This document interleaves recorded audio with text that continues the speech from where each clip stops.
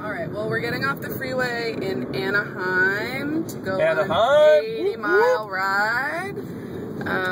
Scott wishes that we were doing this ride in the south of France. I would have crushed it. Crushed.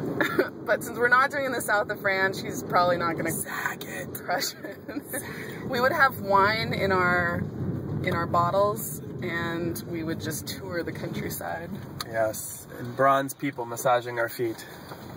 They must be bronze, though. Because they're in the south of France. I don't want any white people massaging my feet. I need tan people massaging my feet. That much more decadent. We like decadence. That's why we carry, never mind. What do we carry? What? What do we carry? I don't know. I was trying to think of something decadent that I carry on my bike, but there's nothing decadent. It's just all goo and honey chocolate stinger. goo is as decadent as it gets. I got the peanut butter goo. I got a peanut butter and jelly bonk bar. A bonk breaker. Bonk breaker. We'll say